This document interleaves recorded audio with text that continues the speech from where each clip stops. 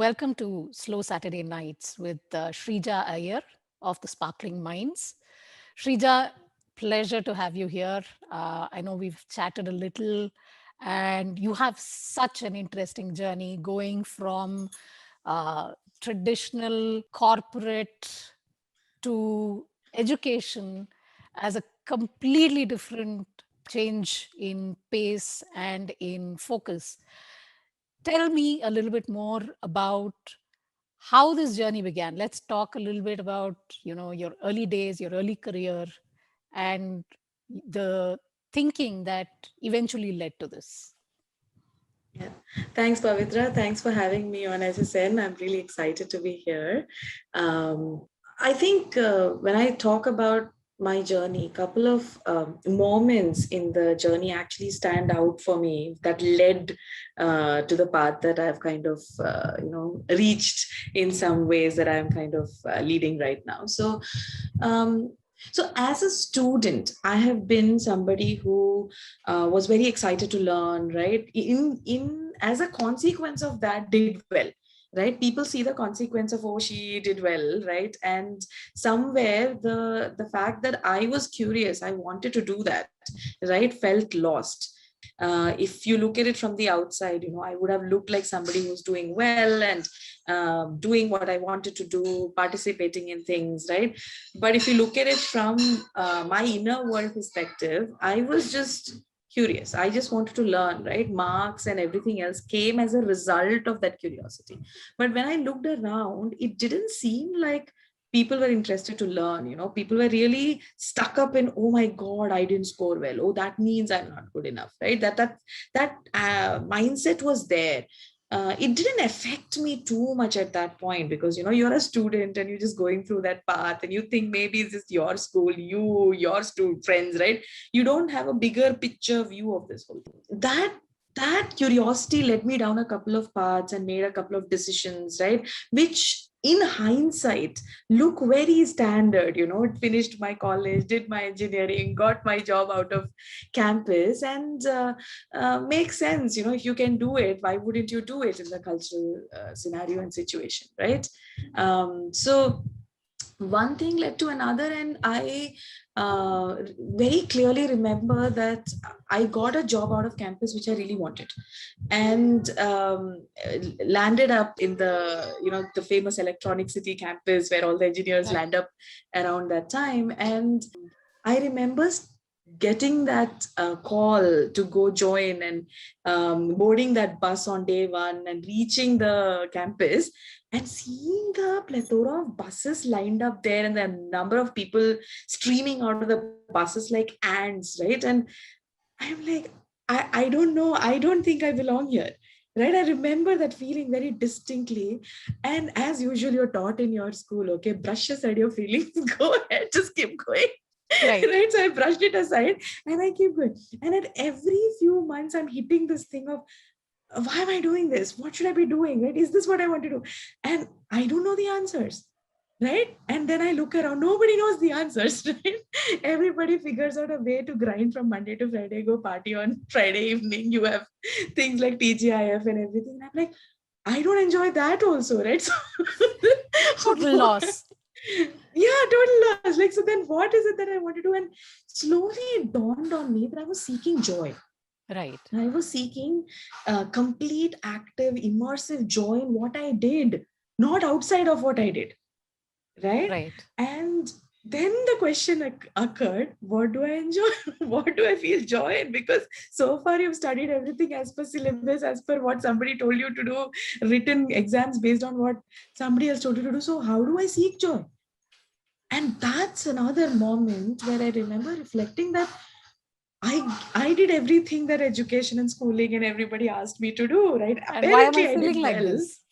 Yeah. Shouldn't I be in a position to know what Right. will make me feel joy, right? Honestly, nobody had answers. Okay. I think they thought I was But lunatic the to a clarity was large extent. absolute. The clarity that Yes. this was not sparking joy was absolute. There was no Yes, it was. right. It was, And right? It it was started drudgery on day and one and just kind of compounded over time. yes, yes, Yes, Right. yes, I did well.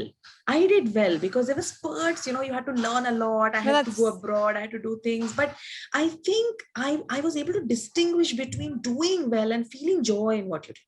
There was a clear distinction between the two, and this doing well came out of a result of having been a good student, right. came out of being a good learner, right? But then if I could choose to learn anything, right, because I have that skill, why wouldn't I do something that would give me joy? That is a Right. very clear question, right? I meandered a little bit, I was like, maybe I should do masters, maybe I should do this, maybe I should do that, right? And at some point there was a clear distinction between, looking at civil services as an option, right? Because that could serve, because I arrived at serving in contribution, I think, at some point, and serve versus entrepreneurship. So, did you And I write your think, civil services exam at all? no, no, no, I bought all Okay. the books. I think I was thinking this through, right? And I Right. realized that power is not what I was seeking. Right. I was seeking impact, and civil services might be a way to create that impact, but I'd be miserable carrying that power. Right. Right, of course, you would never know, I'm just visualizing this whole thing, right? But Right. entrepreneurship really struck, right, with me. And I was also like, okay, yeah, but entrepreneurship not for the sake of it, right? So then what?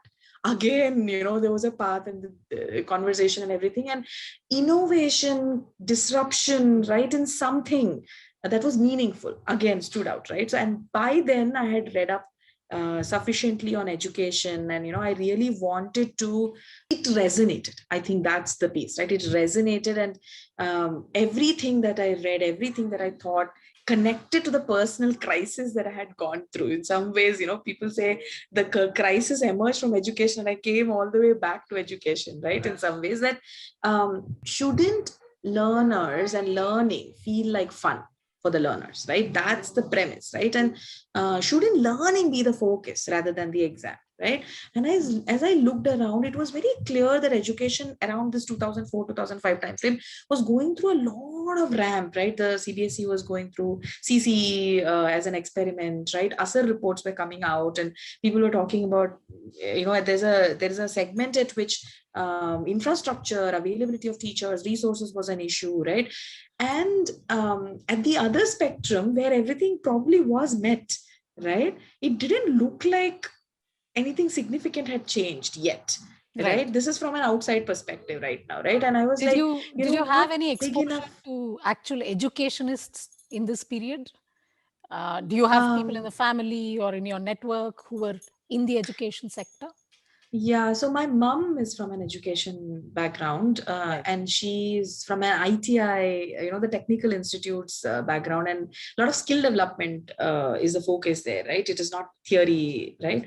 Also, my mom is a teacher at heart. She's always been a teacher, right? And when she had taken sabbatical to work with us when we were children, etc., and she used to teach schools, tuition, right? She used to teach, and I've seen it up close, her being fascinated with learning, breaking down concepts and imparting it, right? And her being happy with it. I think there was a large influence of her being a learner at heart, right? And her encouraging that with us, right? If I got stuck, I still remember, if I got stuck with a problem, I would call her and she would just stand by my side, okay? And she would say, you read it, right? And I would read it and I would figure it out. And she's like, see, you know it, right? Right. So she's the facilitation piece of it, right? And I think on the other spectrum around that time frame, you have Ken Robinson talking about how schools are killing creativity, and all of that. I think a lot of reading up of stuff in my personal journey, it's like a combination of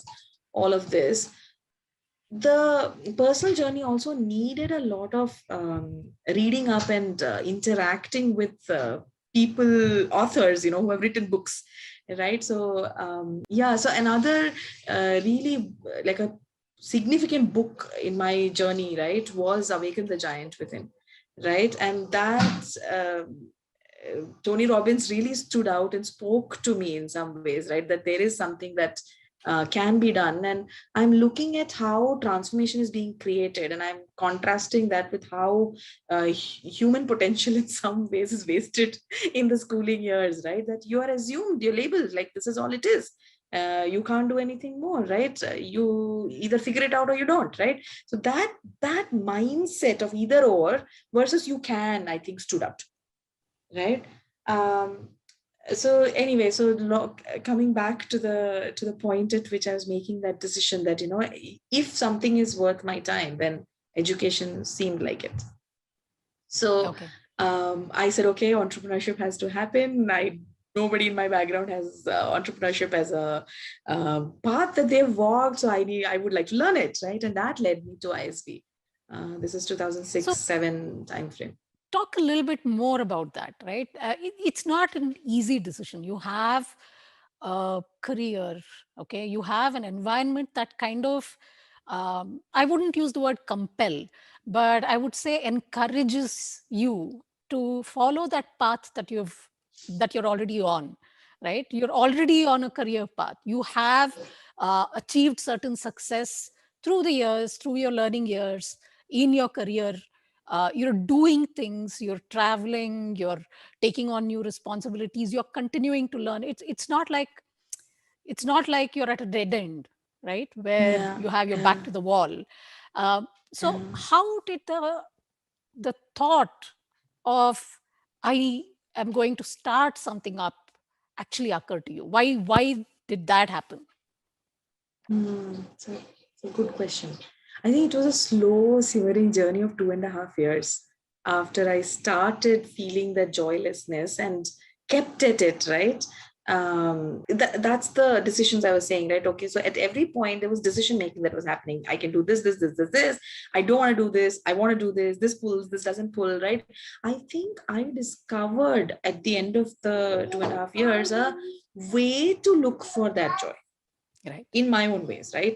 right, Whether I can replicate and hand it over to somebody else is a separate thing. But because I said, okay, if I'm not feeling joy here, then there must be pathways that I can explore, right? It's an outcome of the decision making that entrepreneurship appeared on the scene, right. out of a result of a lot of reading up and all of that. Incredible. But yeah, is something clicked, right? And it has ever since been that way, right? So every 1.5 2 years before I found what I wanted to do, I was done. I wanted to do something else. I wanted to shift a job, right?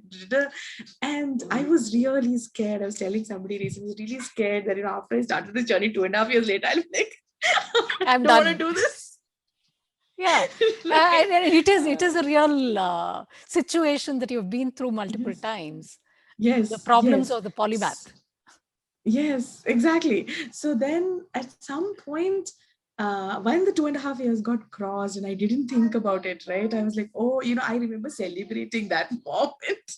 Right, That, okay, looks like this is it. And it's been 10 years. Okay. So, yeah, I think it's been a fantastic journey. So I'm very excited about what has happened and what is going to happen, right, continuing to happen, right? So it's in some ways, I think that framework that I used, right, to say, okay, if this is not joy, then what would it be? And then continuously learning to stay with that option until I eliminated it, or I went next layer deeper into it, right? Enabled me to make a decision which I was pretty confident about, that okay, right. I am confident about this, right? um, Even then when I went to ISB, although it was clear that I want to start something, and ISB was offering that path for 1 year, there was focus on entrepreneurship and all of that. It still does, right? A lot of my classmates have become entrepreneurs, right, or investors. And it wasn't like, okay, the decision is made, you understand, like there was still a possibility that you could get a job. You might Right. find I mean, joy. the least is that you're getting ISB onto your resume and you can come back and figure something Yeah. else out, right? Yeah. And Yeah. So it'll be so two and a half didn't years give at least. correct. So didn't give a reason for alarm, at any place in any way. It Right. looked like I was still following a path until you diverge in some ways, no? It doesn't look different. It was not like I kind of, put Drop. everything down and kind of, Yeah. Because there is a path beyond ISB too that, I spent about 2.5, 3. So 2007, 2010 is when I'm starting Sparkling Mind. So there is 3 years in between that where I kind of shored up enough money, paying off my loan, because I didn't want that to become a burden, because cash flow burn becomes the easiest way to actually kill an idea, Right. right? So I put up, and all the while thinking about, okay, what can I do? What can I do? What can I do? Right? Because I'm pitching constantly. My husband used to be at the wit's end because every day I had another idea. Right. Right. What for you was the actual hardest part, right, in starting up? So you already have paid off your loans. You're not carrying that burden anymore. You've got a bunch of ideas. You know that, you know, there's something that has the potential to spark joy. You've tried a bunch of things that haven't really gotten you there, but you still must have had a stumbling block because you spent 3 years after business school still thinking about it, figuring things Yes. out. What was the Yes. hardest part in those 3 years and that Yeah. turning point? Yeah, I think it's a very, very important question, in the sense that when you don't come from a field, right? You want to be in education, you want to do the transition to education. We don't come from that field and you walked a very traditional path, right? There are two, three things. One is you're drawing a certain salary. Suddenly you apply to a bunch of education organizations. They're not going to pay you what you're drawing, right? So that thinking about that downsizing, right, took a while to kind of digest. The other piece would be which area, what exactly do you want to do, right? It is not a, like, you can't just go meander for another 10 years and then figure it out. You might end up burning out, right? So the ideation process was to kind of figure out where is it that I find joy, where is there is scope also, right? So it was not just something that I want to do. One of my earliest ideas was about career opportunities, right? Very connected to what I was trying to do. So career opportunities, what kind of career opportunities would actually give you the kind of joyful path that you want to walk? Is there a personalized career opportunity, service that can be provided, right? What was the initial idea? And as I kept researching, putting up data, thinking about what can be done, it very quickly dawned on me that that's where the story is already lost. The plot is lost by the time somebody is looking at careers. The plot is lost because the plot is being built in the previous 16 years. Right. It's in the childhood, early childhood and adulthood time frame where the child really needs that opening up and that thinking and that scaffolding to look at the world around you and not think narrowly and not get stuck to a cultural bias, or only one way of looking at the world, only one way of looking at success, right?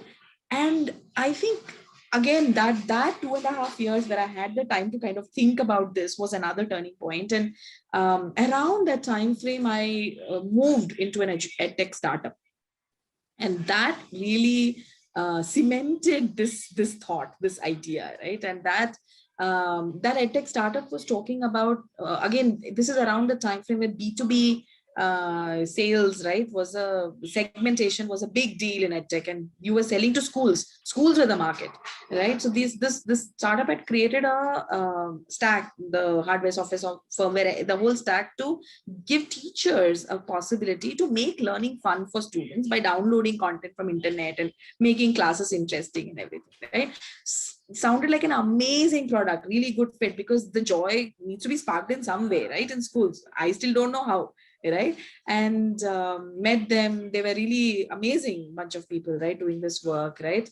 And I remember, so I, about 6 to 7 months, 80 schools in and around India, south of India and Bangalore, right? All the way from government schools where you don't even have a toilet to Indus International and all kinds of, global CBSE schools, right? Everywhere I went, three things became clear to me. One was that uh, nothing had changed From the time that I was a student, my mom was a student, the blackboards had become whiteboards, but still the teacher was standing in the center of the class with a textbook and teaching the students. It was a one-way dissemination. There was participation probably, but it was still around content, right? Right. And the world had moved. The world is not looking at content anymore, right? The It world never is looking was, at what right? can I you mean, if do. you look at the biggest achievers, let's take Da Vinci, for instance, it's about learning, right? It's not about bookish knowledge. But somewhere along the way, I think, yes, we've lost the plot. But really nice that I think one of the stories that you mentioned, the government school that you visited, heart-rending. Do you want to talk about that and your experience there? Yeah, yeah, I would. Just wanted to quickly close on the Da Vinci piece, right? You're right, absolutely right. Every single person who created any form of innovation or anything that we're actually sitting on in terms of technology, right, today is because they walked off the typical path, right? They did not follow the typical path that was scripted for them. And somewhere, as a society, as a culture, we world culture. I'm not even talking about India, right? People think it's some India problem. It isn't. It's a world problem that children are tuned off and they're not doing learning, right? They're not coming to learn to school, right? So it manifests in different ways. Children dropping out in New York and hear them, scratching the surface of their of their desks, right? Or passing chits. It's the same problem. Dispassionate, disconnected learners. We've gotten there, right? Completely gotten there. You're right. So government schools, right? Uh, what really, really touched me was that this is around the time when midday meals were a big deal, and these students are in a four-room school right in the heart of Bangalore, where there is not even a toilet, right? And if there is one for the boys, then it needs to be cleaned by them. There's nothing available. Running water is not available, and the children are cooking the midday meals, and they're serving the people who are coming to work with them. So there is many interventions happening in the same school. So there is computers being sponsored by some IT company. Computer education is being sponsored by some IT company. People like us appearing on the horizon to teach the teachers, teach the children, right? Children are happy. Children are just so happy, so eager to learn. I think the most eager learners that I saw was there, right? And they came running to me with a plate to offer me food. And I still remember tears welled up in my eyes, because I'm like, these children are not supposed to be coming to school to cook, right? They're supposed to be coming to learn. While I have no harm, no qualms in children cleaning toilets or cooking, right? We do that even at our school at this point, right? These are skills. But is that's their main role? That's what they come to school to do, right? Are they coming to learn, and how do we enable that learning to happen for every single child? It really stood out to me, right? That if education has to transcend beyond what it is actually right now doing, whatever it is that it's doing right now, right? Even just putting tick marks on English teacher hai ki nahi, right? School mein lavatory hai ki nahi, books hai ki nahi, a child is coming or not, right? This is not enough. That's not enough, right? The children are fed or not, I get it, but it's not enough. Why can't this be guaranteed? Right. Why can't this be guaranteed, right? And why can't we be focusing on the actual impact of learning? And I'm thinking these parents, whoever is sending these children to school, right? What might their expectations be, right? Are they expecting that in 16 years these children will land up something which is different from where they were at? How? What's that path? What is this child taking away? Right. I don't know. I'm like, if they thought education was a pathway to something better than what they are living, right? Is it really happening? So that then agrees upon the data that you see, fifth standard dropouts, 10th standard dropouts, right? Low quality workforce showing up, right? Then skill development at the top, right? Why the immediate quick fix mechanism, the skill development at the top, etc., makes a lot of sense, right? But the deep rooted malice, if it has to be kind of stemmed, it has to start at the grassroots, and Right. That's where, yeah, we'll talk a little bit about Sparkling Minds and the startup itself. I'd like to understand a little bit about the team that you looked for and how you kind of evolved as a team to where you are today. But I think one question before that is, you said all of this stuff, and you've gone through business school, and you've been thinking through the profitability. You've also looked at this as a grassroots change effort. um, and one of the things that you mentioned in our earlier conversations was um, that this, to have any effect at all, needs to be a systemic change. And you're still kind of grappling with the idea of how to disseminate this as a model Yeah. that other people can replicate. And the fact is that you're not really sold on franchising as the model to take this forward, right? Yeah. Let's talk a little bit about that and the business dynamics, the thinking through the profitability question that I'm absolutely certain people in your environment will be asking you, questions that you're dealing with every day. Talk a little bit about that.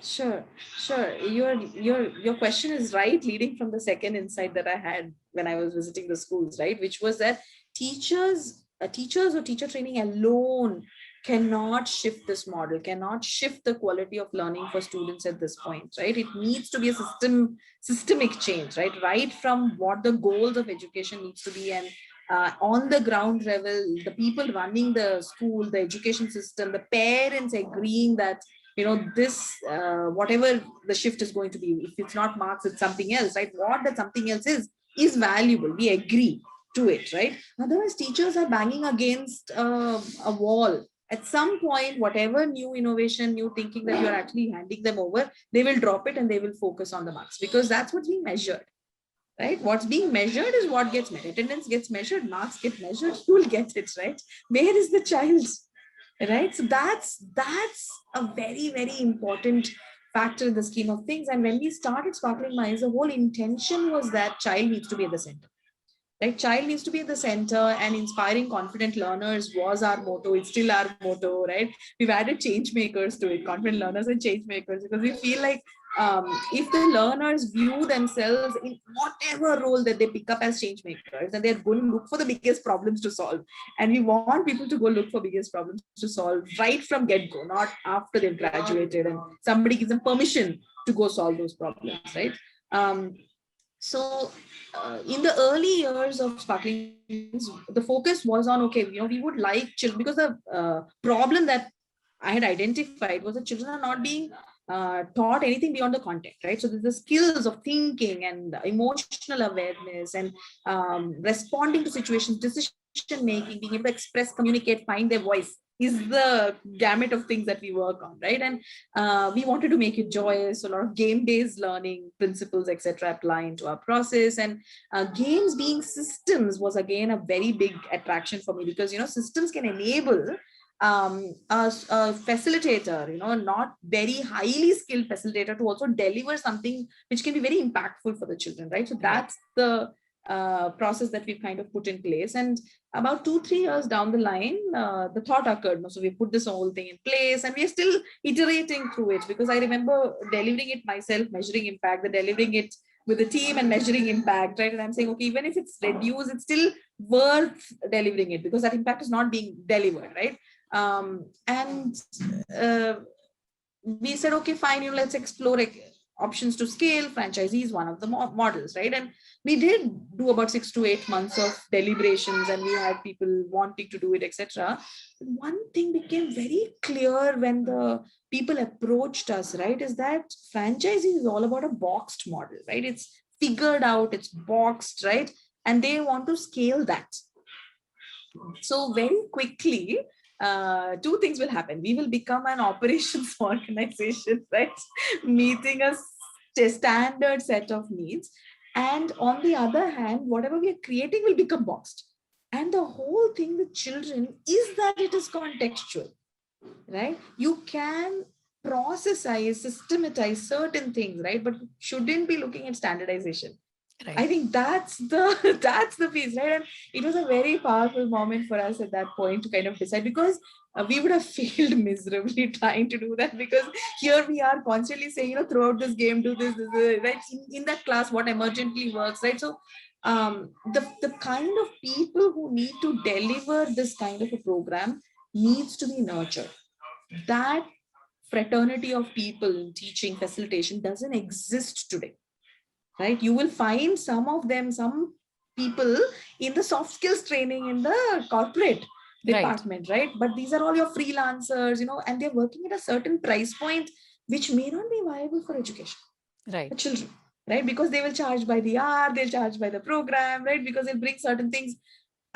So how do you create that kind of an army, that kind of a workforce which will deliver that contextually for children here in Russia, in in Canada, across the world, in Sudan, like across the world, because they're inspired that this is the way to work with children. Like they need to be inspired, they need to feel joy in what they do, they need to feel connected with what they do, and they need to see that as a whatever they're learning as a lever for change, Right. as a lever for change, rather than one more theorem, one more fact, right?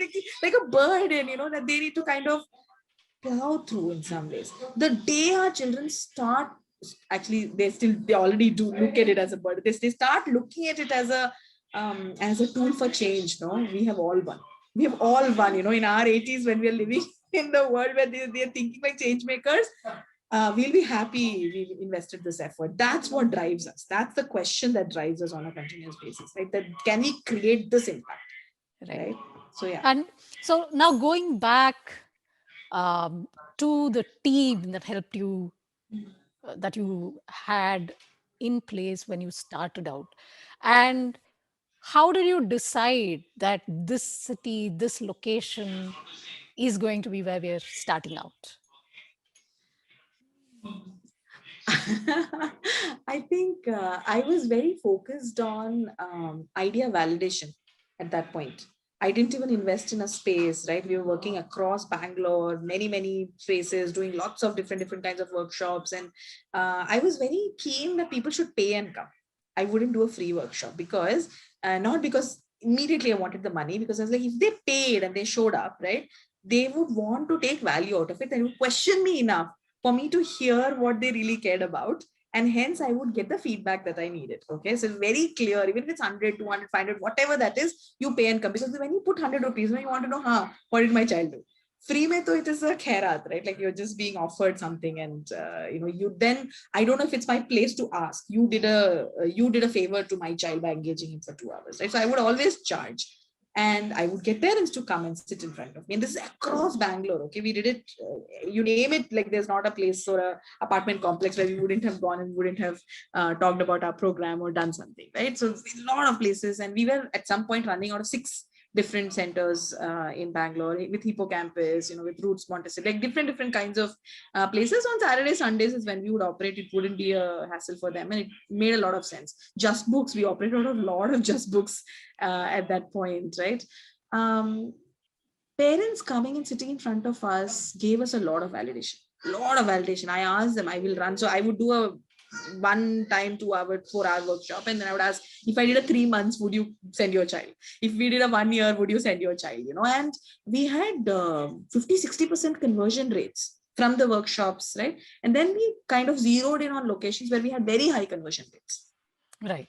So that's what we did. Of course, I wasn't thinking about should I go outside Bangalore at that point, because Bangalore was where my husband was located and he was sponsoring me, remember? So, Yes, so, the basics so always. Yes. somebody, yeah, exactly. So I wasn't thinking about another city for sure, but within Bangalore, we did do area scans, and we did do workshops, and we did a lot of all of that, constantly asking and seeking feedback, which we still do. We do a lot of feedback seeking constantly, because we don't want to get on our high horse and kind of take off, right? Because what you're delivering, education is a very cultural thing too.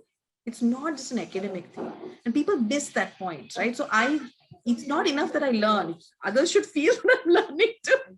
That's true. Otherwise, the funding for it is going to stop, right? And then people are not going to sponsor that learning in some ways, right? So how does a parent see and understand that the child is thinking? So making that child thinking visible versus the output, right? Because that's a very common cultural practice amongst preschool and even a lot of after school programs, that you drive output, beautiful looking output. And I'm like, child didn't learn anything from that output. You stuck stuff, right? You created it for the child didn't learn anything. How do you enable the parent to see a ugly looking or not great or not at all an output and yet see the thinking process, right? That led me to attend the future of learning program at Harvard.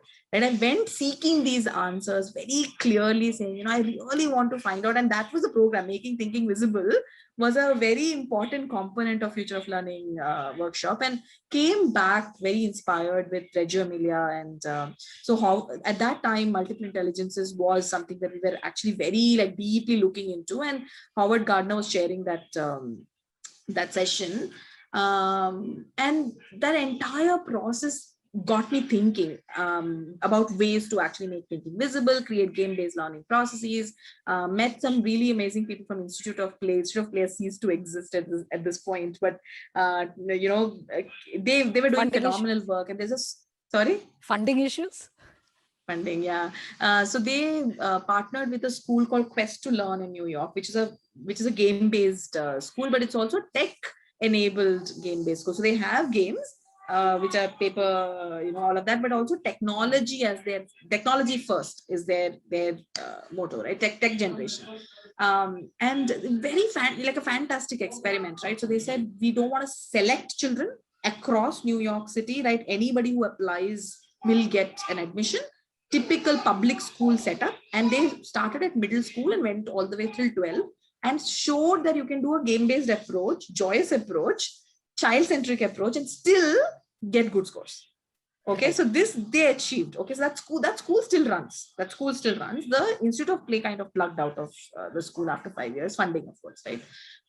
They've published a lot of research, etc., and very inspired by that. I said, if they can do it, we can do it, right? And we do it our way because we wanted to do it for the after school program. So that led to a lot more gamification and serious game infusion into our after school program.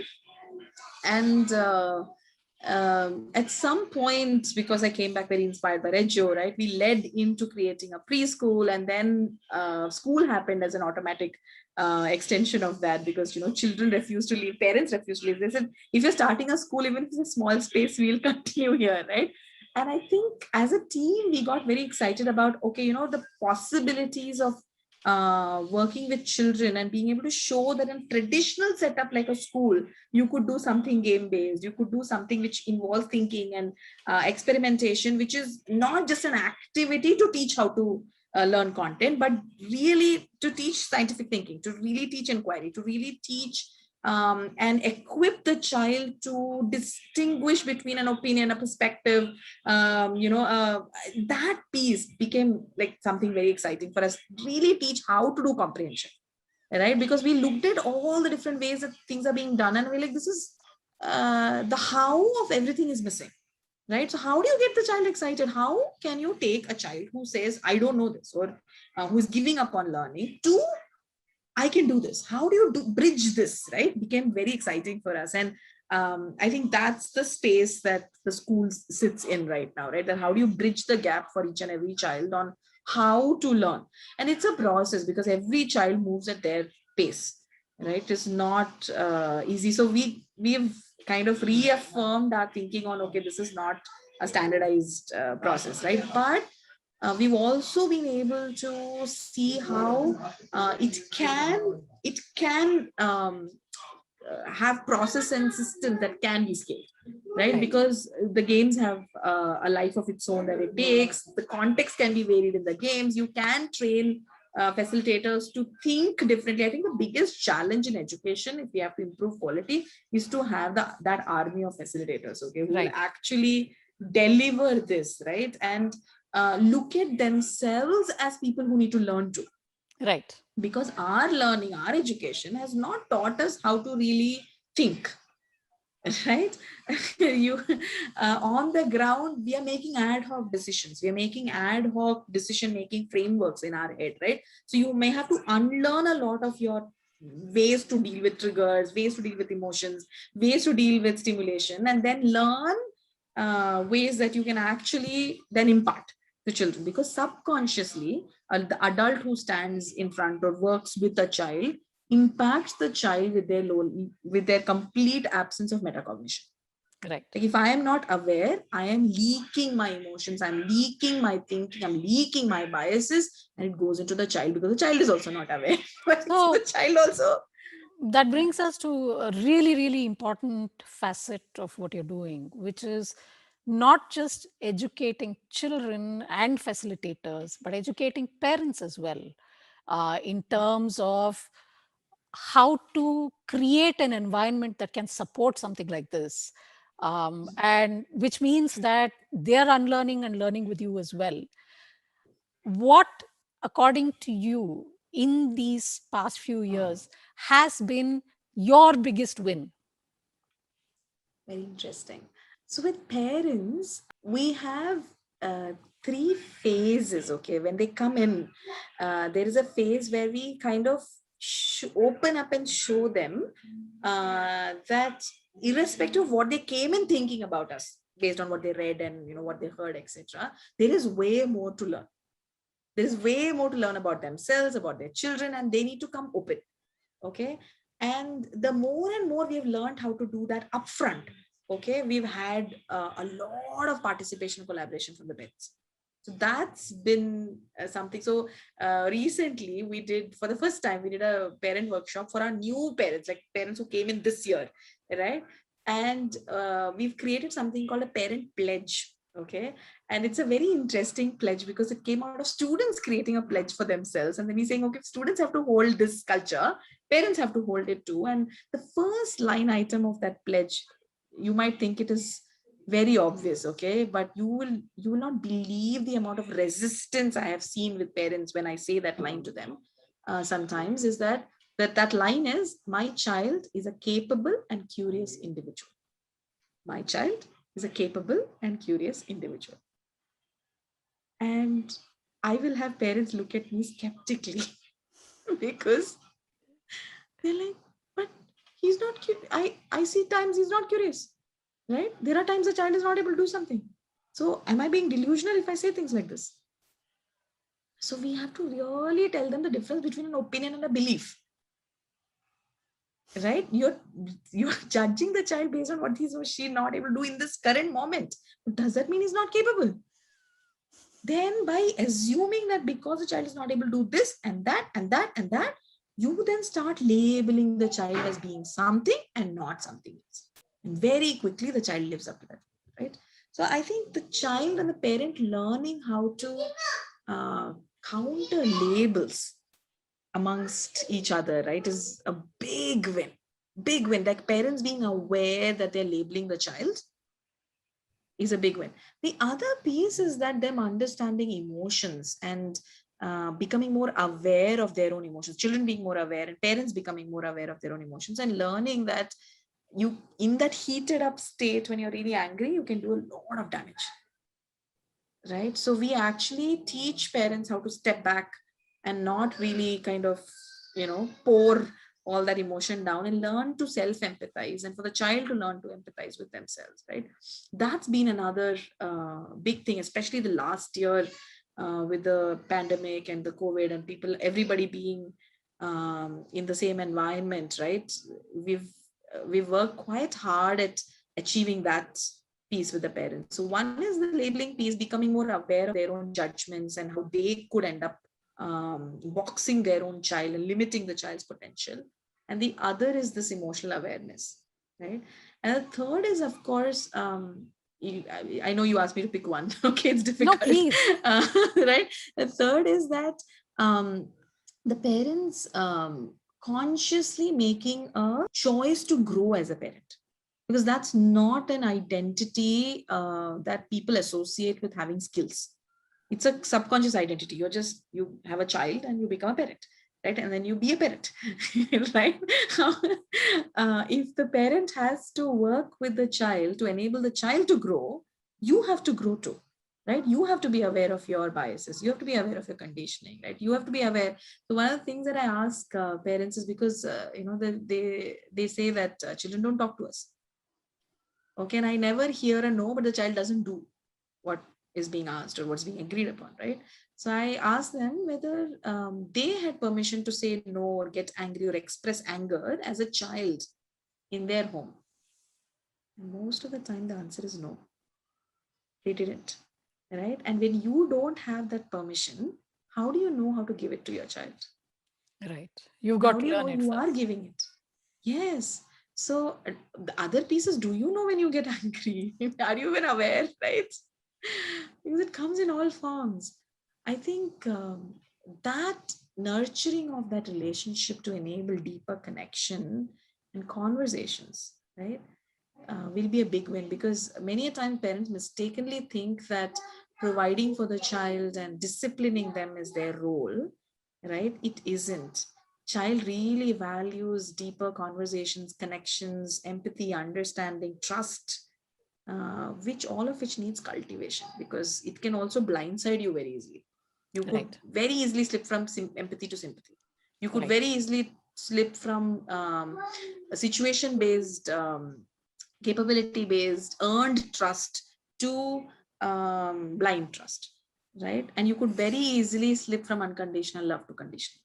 So it's a path, right, that the parent But needs to walk. I So can then, also, yeah. hear what you're not saying, the kind of feedback that you must have had when you're communicating this to people, Yes. right? It's not Yes. easy to take this in, right, as a parent. Yes, it's not. It's not. And So there's they going will to look be at not me. just Yeah. resistance, but anger, right? Yes, yes. Very Exactly what true. you're Very talking true. about.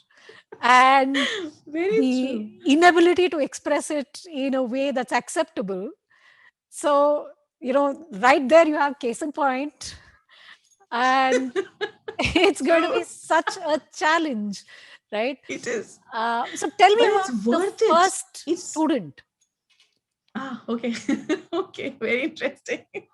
I was just finishing that Yeah, previous yeah. point. Okay, but it's worth it because every single child whose parent starts to walk the path, I tell them there's no perfect parenting. That's another thing. When I'm saying all of this, no, they have a notion of this perfect ideal parent who will never get angry, who will always be empathetic. I said, no, no, no, no, no.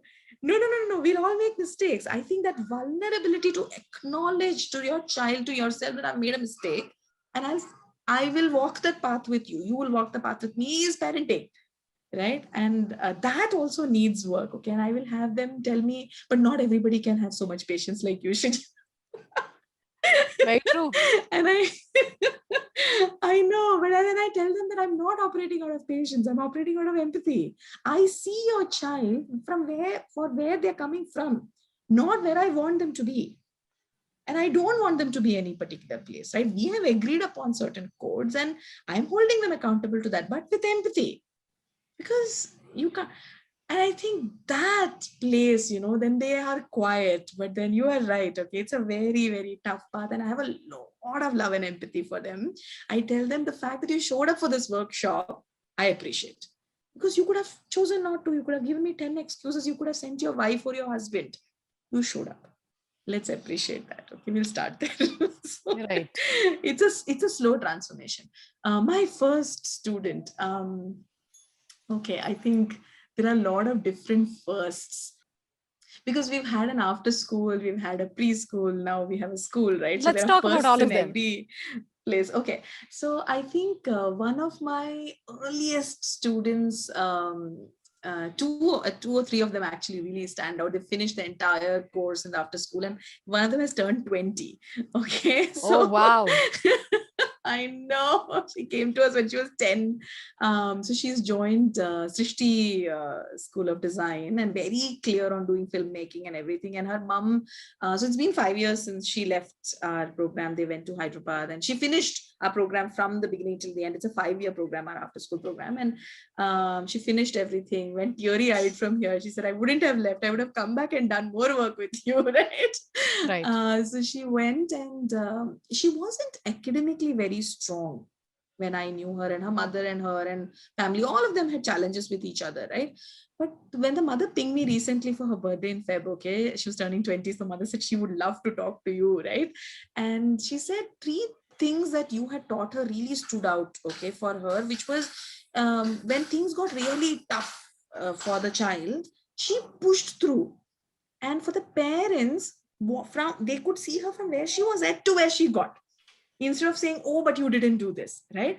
And the parents had been with us for sufficiently long to know that you let the child walk the path instead of saying you have to walk a traditional path, okay? So that enabled, and their relationship started to improve. So she's a very happy kid right now, with the parents relationship being set up, and the child walking a path that she really really loves to do, right? In her manner of talking and everything, she hasn't changed much. I said I still feel like I'm talking to somebody who was with me so many years ago. That's Tanmay. And then we have Isha, who's actually been again with us for a very very long time, and she went to TED to actually do the one of as part of one of the first cohort to do the talk at the TED office. And they had just at TED, they had just set up an internal stage. So these children were one of the first few people to perform on that stage in New York. And she's also again somebody who had her own set of challenges in behaviors and in interactions, and each of the things slowly started to improve as she walked through our process. And right now she's doing I think arts in 11th, she'll be in 12th now, right? And she says, I don't know why people who are with me are extremely upset and bitter about their experience because they wanted to be in engineering, and the friends of mine who are doing science, sorry, they want science, and the ones who are in science are cribbing about the workload all the time. She said, I looks like I'm the only person who's happy because she's decided that she wants to do psychology, and Right. she's very clear on why she wants to do it and all of that, and she's really enjoying her learning. And this is not even a child who passed through our school. She passed through our after school system, but there is a lot of clarity. And I'm talking about these specific examples because looking backwards 5 years later, this impact has happened, right? Another child, and this child is actually academically very good, okay? He came to us, his parents brought him to us. These are three children who are actually, now he's just finishes 12th and writing his IIT and everything, okay? So his parents brought him to us because he was uh, communication wise, there was some awkwardness, and there was some sense of holding back and superiority in his interaction with people, which prevented him from reaching out and interacting with people, right? Which prevented his learning to a large extent, okay? So all of that opened out, and he became extremely curious and well-rounded and all of that pieces.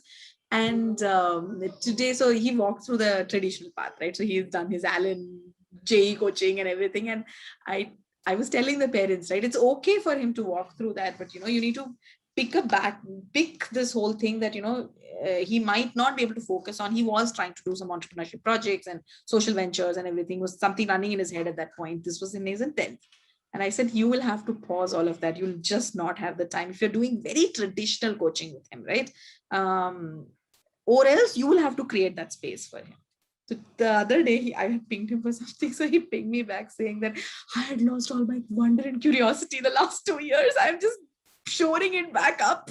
I'm focusing on thinking. I'm focusing on going deep into things. And he says, I'm grateful that I know how to do that.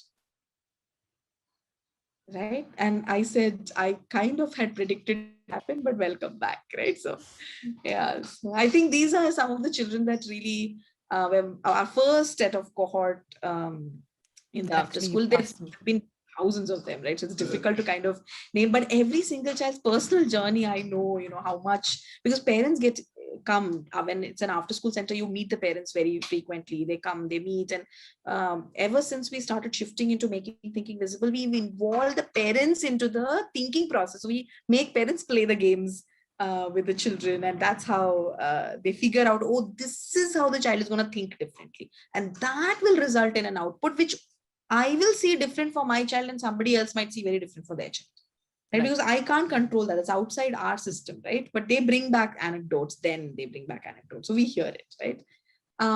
With respect to preschool, I think we've had a lot of our preschool children continue into our school. So they're still with us. Our first bunch of children who are our preschoolers are in fourth, fifth, sixth grade, that range, middle school at this point. And our first cohort is going to be writing their 10th grade this year. Right. So that's also been a very heart touching journey for us. And we are really working with them, and each of their emotionals up and down, their learning stuck point, their anger, is all kind of very vivid in the system and with all of us, right? Because we also look at children's stories, children's images, because it's a Right. child-centric model, right? So the child's image cannot get fixed. So all of us agree on, okay, we are seeing the child like this, and here are the shifts the child is making. Now we are seeing the child like this. Here are the shifts the child is making, right?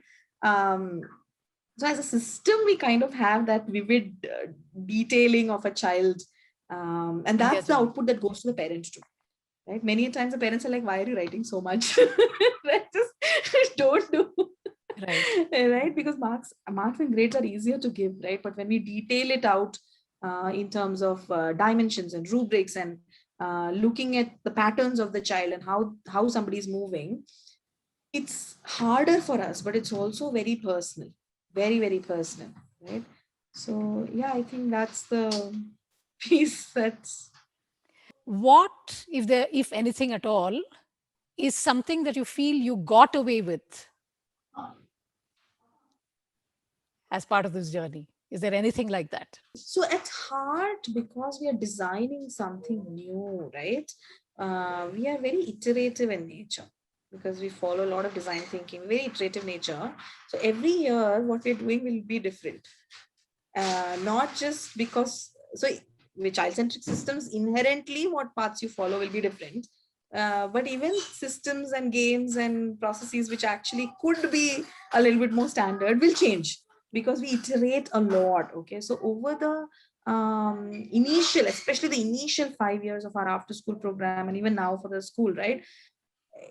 Every term, every quarter, people would come back and the game would look different. The communication did look different, right? Sometimes we change the names of what we're doing, right?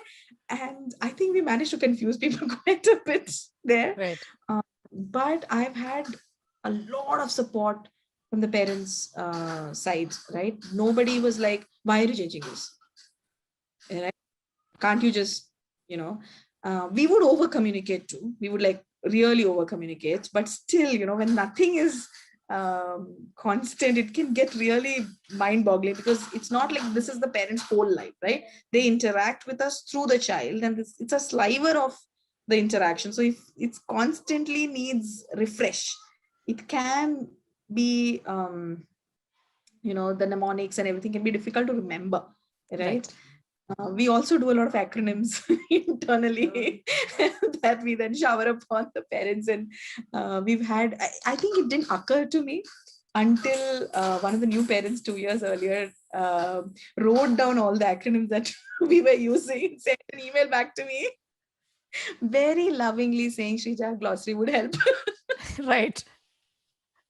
I think that was beautiful.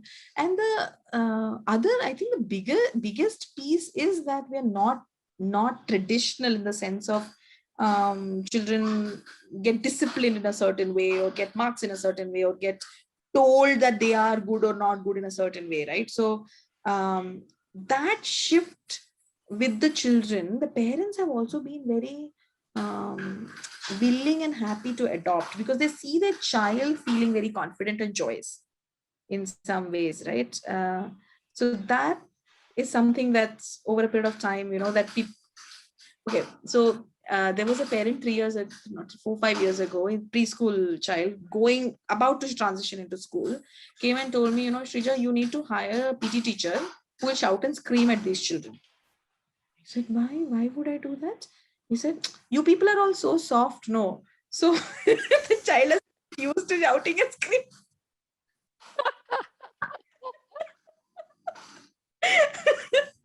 Right.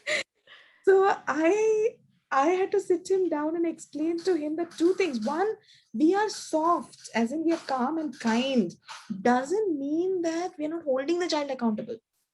Right. Your child does not get away with hurting somebody else or saying flippant comments or bullying or any of gossiping, right? None of that is okay. They will not get away with it, right? They'll be held accountable, and to an extent where that accountability will very quickly shift into them and the class and the group or the community holding it for them, with them, right? The house or whatever.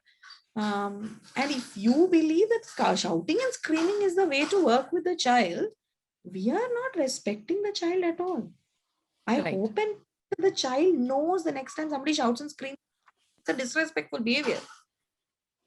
Right? If you want me to do a role play around that, I will do it. but, but because we deliver events of very high quality with our parents and our children, right? I asked him, how do you think it happens if your traditional definition of soft means loosey goosey? We are not Right. losing, we are empathetic. I think there is a big difference in that, and I know how to draw boundaries. We know how to draw demarcate where some encroachment is happening, and we know how to show that to our children, know how to help them stand up for themselves, right? And they stand up for themselves beautifully. They stand up for each other.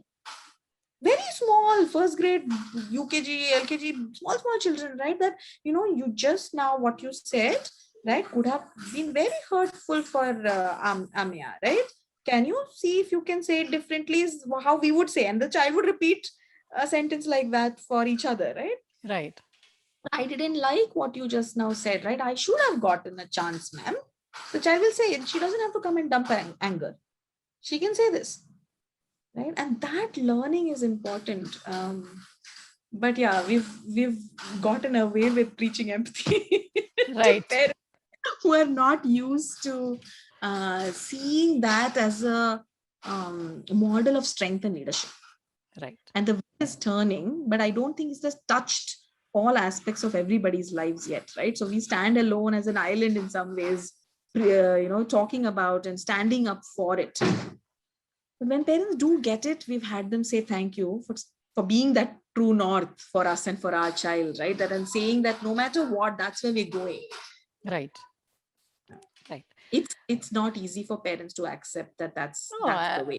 I mean, it is. I mean, see, anything that goes against the grain, and this definitely does, right? You're kind of, and you're doing it in a very non-challenging way, right? Which is very, very critical to the furtherance of adoption of a system like this, right? You Yes. can't go Yes. in and say that everything that you do is trash and trash all of that and do it this way, because then who would do it, right? Yes. And That's it isn't. And I strongly believe it isn't, because parents in their bestest of interest, right, are doing the best that they can. The best that they can, right? Being human, we're all human beings. We all have our own ways of dealing with situations, and we are not trying to change that dynamic.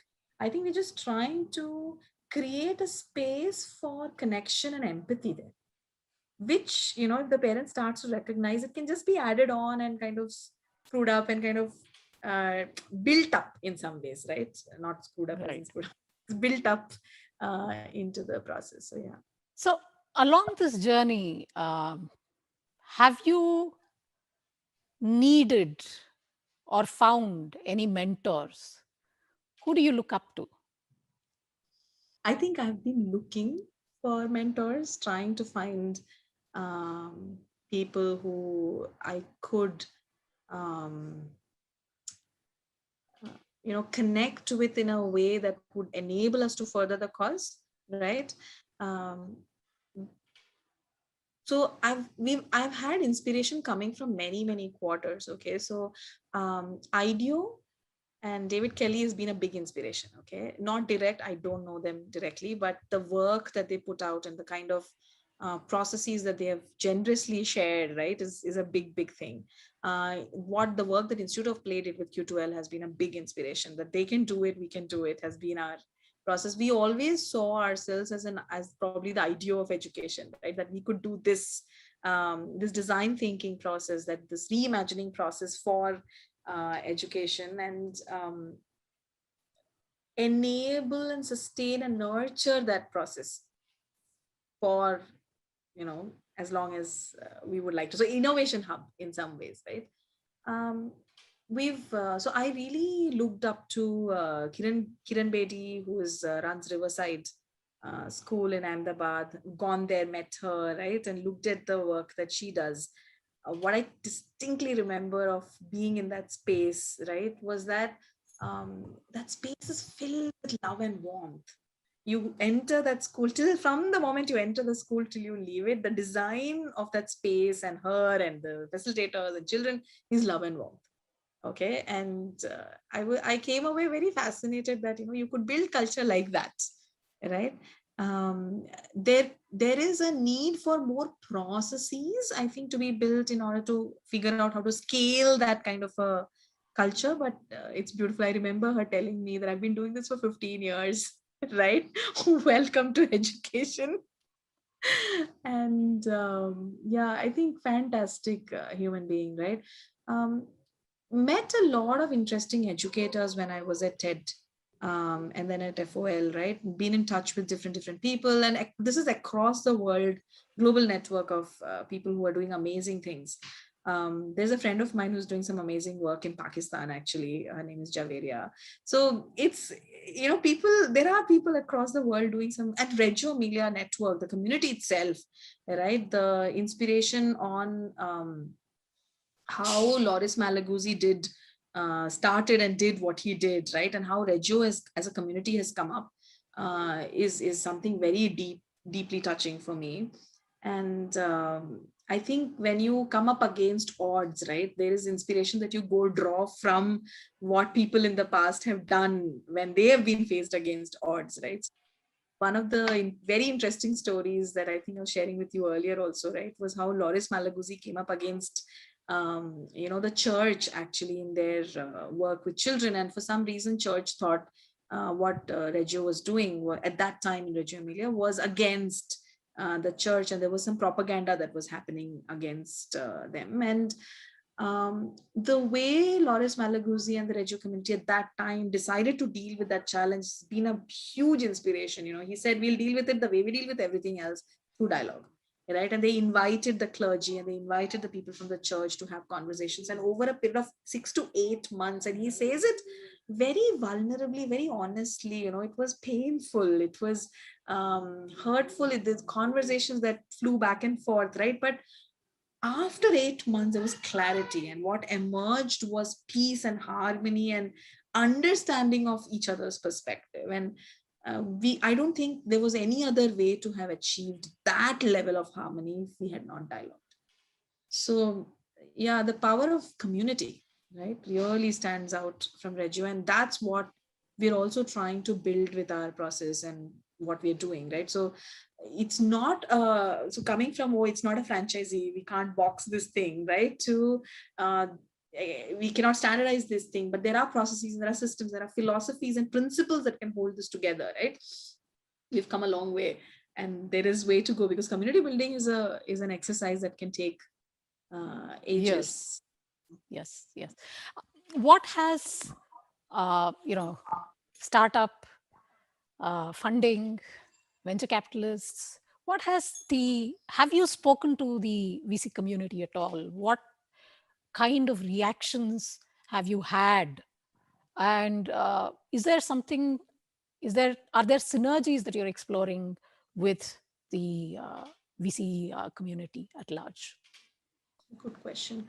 So as long as we were the after school program alone, this was about up till 5 years ago, we were still looking at how to scale, right? Because if you look at large portions of after school programs, they've scaled through franchising model, right? Right. That's partnership, franchisee, right? Because it's a location heavy space also, right? And it doesn't scale the way a VC fund would want you to scale. It's a very different kind of a scaling, right? And it doesn't need VC money that way.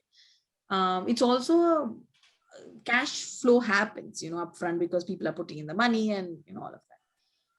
Then once we became a preschool and a school, the ball game shifted, because it's a very traditional you might be doing something non-traditional within, but who wants to fund a school, right? Like, it's an infrastructure play at the end of the day.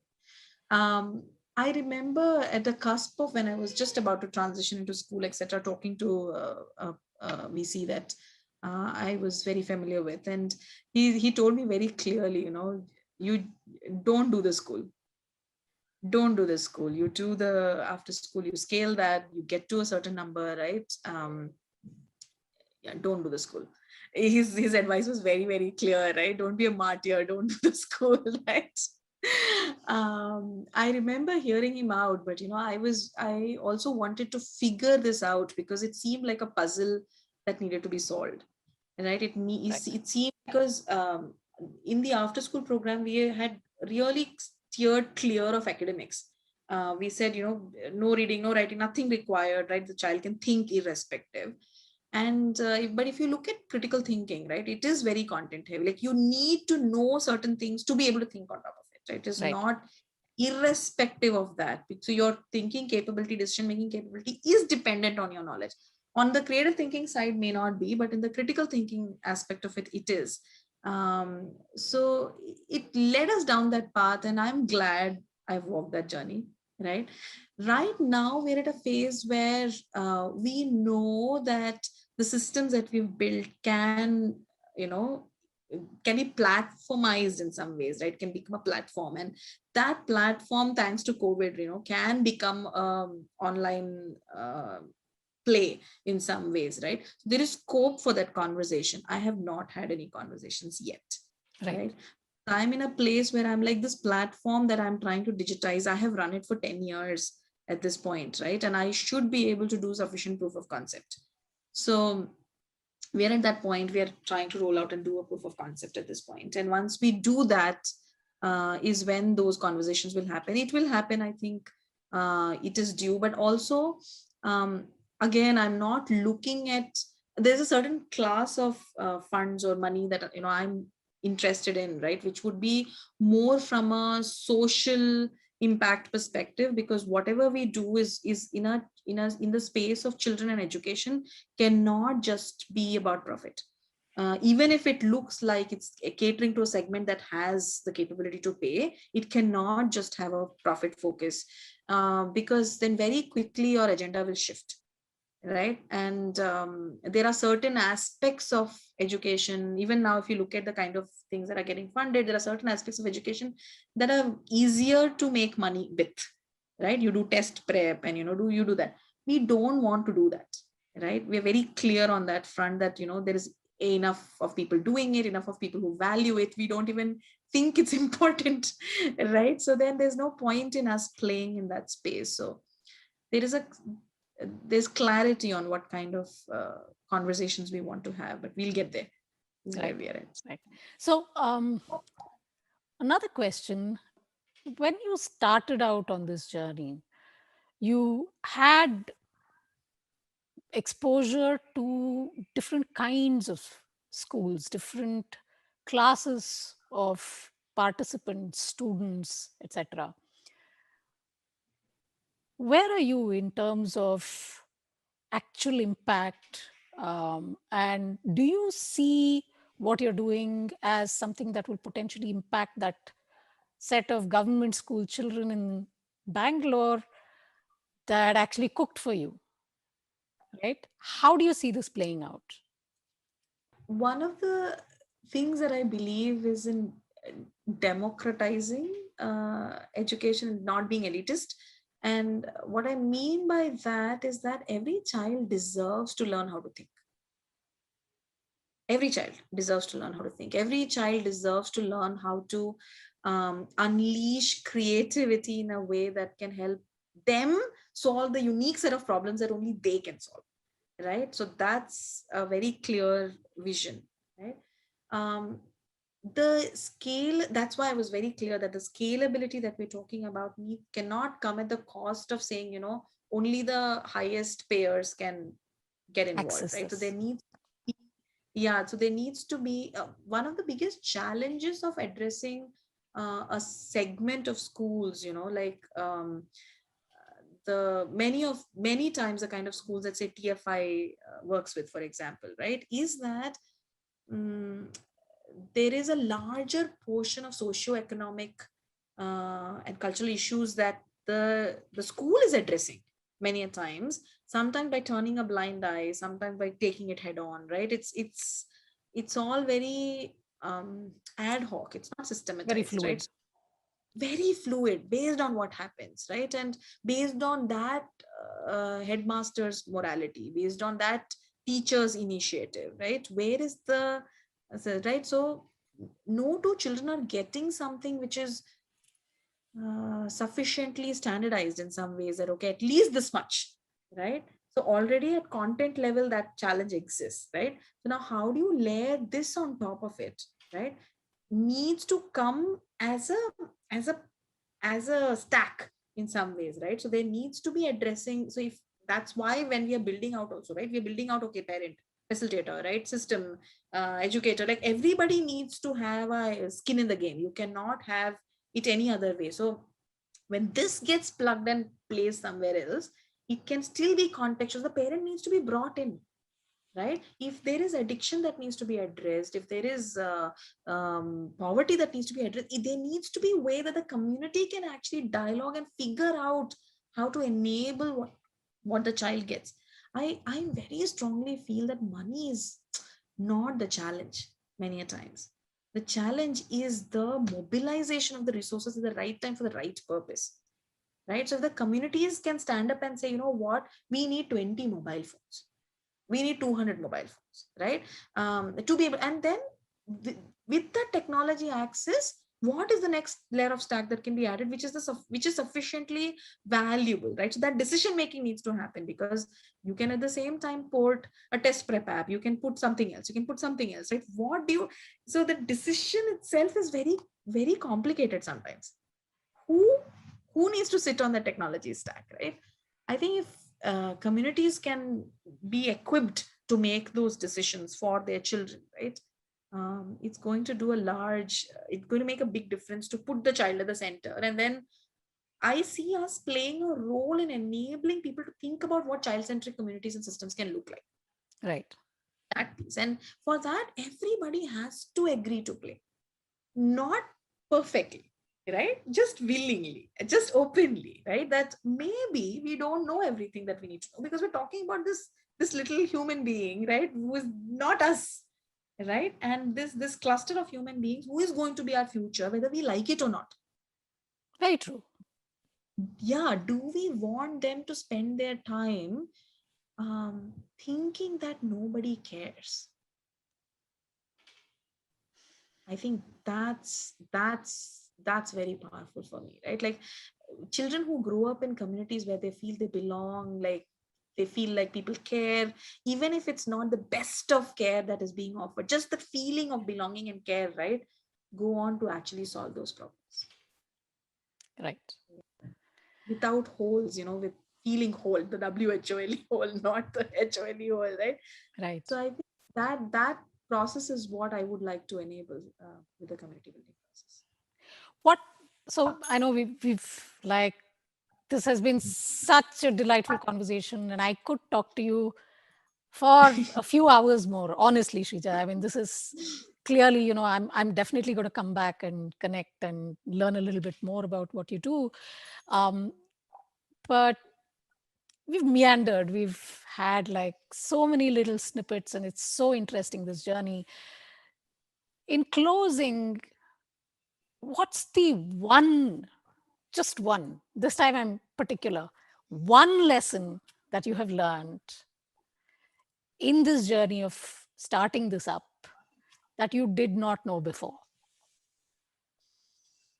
That I enjoy it so much that I'll want to do it for a decade plus and keep going. Right. Um, yeah, I think, yeah.